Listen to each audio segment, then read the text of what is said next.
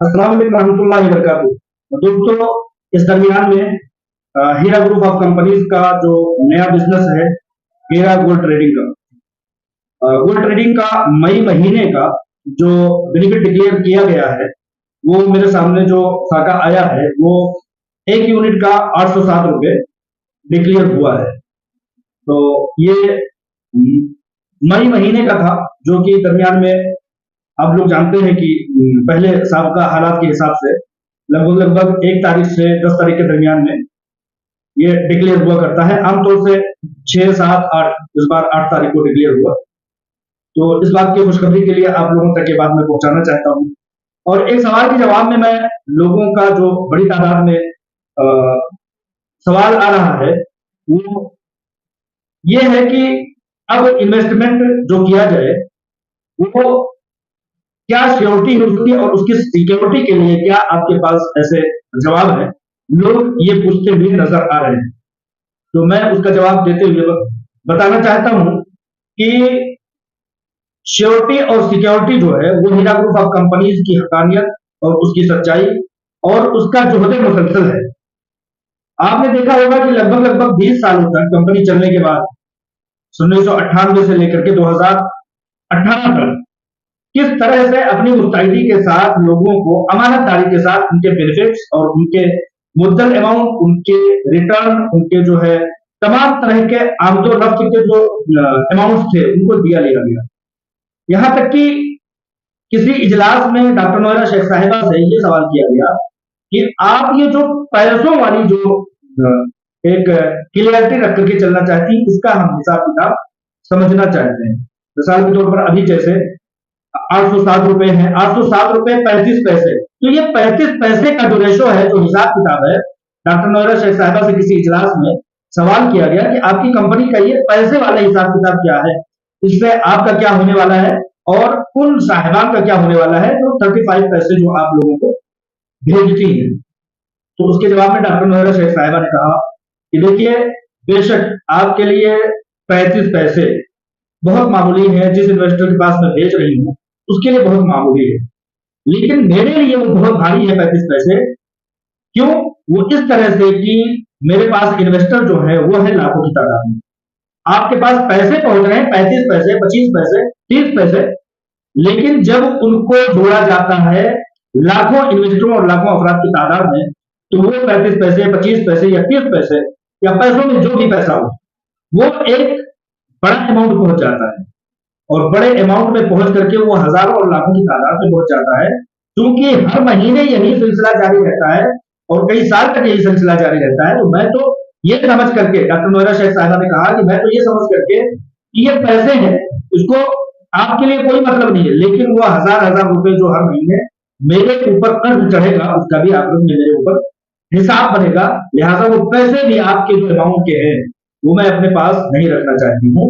इसलिए मैं तो यहाँ, आप मुझे माफ कर देंगे, आप उसको भूल जाएंगे, लेकिन खुदा न खास्ता अल्लाह ताला ने अगर उस ताल्लुक से मेरे मेरे हिसाब में ले दिया और मुझे आखिरत में पूछा गया, तो आपके लिए पैसा महीने का हमारे लिए हजारों हो जाता है, साल में वो लाखों हो जाएगा और कई सालों में वो करोड़ों हो जाएगा। तो करोड़ों का हिसाब मैं कैसे दूंगी? यहाँ से ये आपके पैसे हमें नहीं मतलब है, आपके पैसे आप रखो, आपके किसी भी इस्तेमाल में वो हो। सिक्योरिटी और सिक्योरिटी की बात करते हुए मैं दूसरी बात पर आना चाहता हूं कि इससे पहले मामलात ये, बेशक असदुद्दीन ओवैसी ने मेंबर पार्लियामेंट सरकारी ओहदे पर होने के नाते से 2012 में एफआईआर किया। उस एफआईआर की पादाश में सवाल जवाब जांच पड़ताल हुई, और जांच पड़ताल होने के बाद ये समझिए कि लगभग लगभग 4 साल तक उसको बड़ी शिद्दत के साथ जांच पड़ताल के मरहले में रखा गया, लेकिन कंपनी अपनी सदाकत की बलबूते पर चलती रही। आप लोगों को कानून का खबर नहीं हुआ कि किसी भी तरह से कंपनी पर कोई आंच आई है या किसी भी तरह से जांच पड़ताल हो रही है। यहाँ तक कि डॉक्टर नोएरा शेख साहिबा बाज दफा बातचीत में कहती हैं कि मुझे कई कई घंटे तक बुला करके कुर्सियां तक ऑफर नहीं की जाती थी, इस तरह से सख्ती और बेरहमी बरती जाती थी। लेकिन आपको मालूम है 2016 में हीरा ग्रुप ऑफ कंपनीज ने अपनी सदाकत के बलबूते पर वो एफआईआर जीत लिया, वो मुकदमा जीत लिया। आप लोगों के सामने है, कंपनी जब अपनी हकानियत के बलबूते पर एक बैरिस्टर से मुकदमा अपनी कंपनी की हकीकत के पर जीत सकती है, एक बैरिस्टर से जीत सकती है, तो कंपनी की सदाकत और सिक्योरिटी और सिक्योरिटी का आप इससे बड़ा दलील और क्या समझ सकते हैं। 2018 में शबखून मारा गया कंपनी पर। आलमा डॉक्टर नोएरा शेख साहिबा के साथ जो सख्ती आई उसको आज लाखों से करोड़ों अफराद जानते हैं और उसकी हकीकत भी जानते हैं। तोड़ देने की कोशिश की गई, लेकिन कंपनी की सदाकत, उसकी सच्चाई, उसकी हकीकत और उसके बैकग्राउंड जो है, जो कि जराए है, जो कि प्रॉपर्टी उसकी शक्ल में और दीगर तमाम तरह की शक्ल में है, उसको जब एजेंसियों के सामने रखा गया तो आलमा डॉक्टर नोएरा शेख साहिबा ने अपनी अग्नि परीक्षा देते हुए उस पर भी फतह हासिल की। वो मुकदमा जो लोअर कोर्ट में चला करता था हाई कोर्ट में पहुंचा, हाई कोर्ट से सुप्रीम कोर्ट में पहुंचा। सुप्रीम कोर्ट ने कंपनी की सदाकत का ऐलान करते हुए उसको चलने का ऑर्डर दिया और कहा कि आप अपने कंपनी को रन कर सकते हैं, पुराने मामला को हमारी अंडरटेकिंग में रख दिया जाए, हम देख रेख कर रहे हैं अभी फिलहाल इसका, लेकिन नए सिरे से आप कंपनी को चला सकते हैं। दोस्तों 2018 में जब मुकदमा हुआ था, मामला हुए थे, तो मामला जो है वो लोअर कोर्ट में थे। कंपनी की हकीकत और सच्चाई और उसकी मजबूती की सबसे बड़ी दलील ये है कि आज company Hira group of companies के पास लोअर कोर्ट, हाई कोर्ट और सुप्रीम कोर्ट तक के ऑर्डर हैं।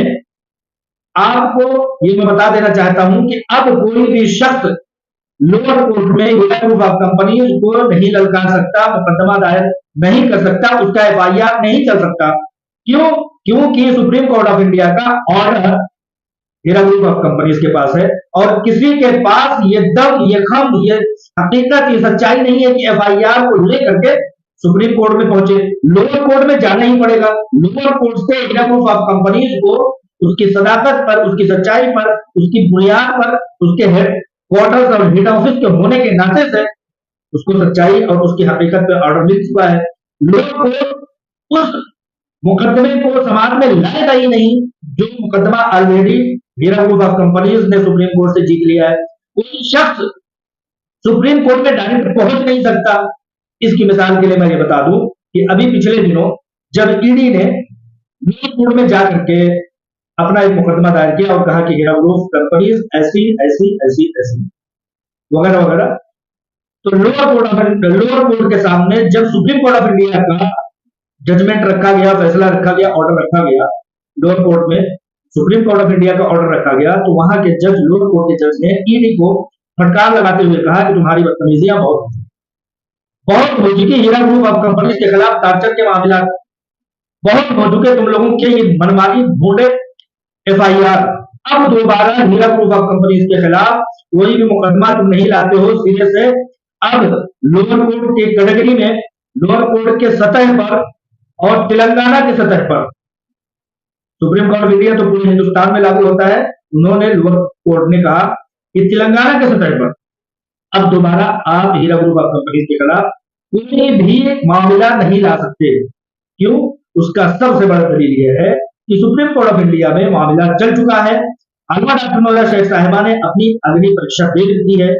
जो भी एक तरह का प्रोसेस था, हीरा ग्रुप ऑफ कंपनीज को एक ऐसे अग्नि परीक्षा की जरूरत थी जो लोअर कोर्ट से हाई कोर्ट से सुप्रीम कोर्ट तक पहुंच करके सुप्रीम कोर्ट की जांच पड़ताल और तमाम मरकजी कमेटियों की जांच पड़ताल की बुनियाद पर उसको एक फैसला दिया जाता। लिहाजा अब वो फैसले हीरा ग्रुप ऑफ कंपनीज के हाथ में है।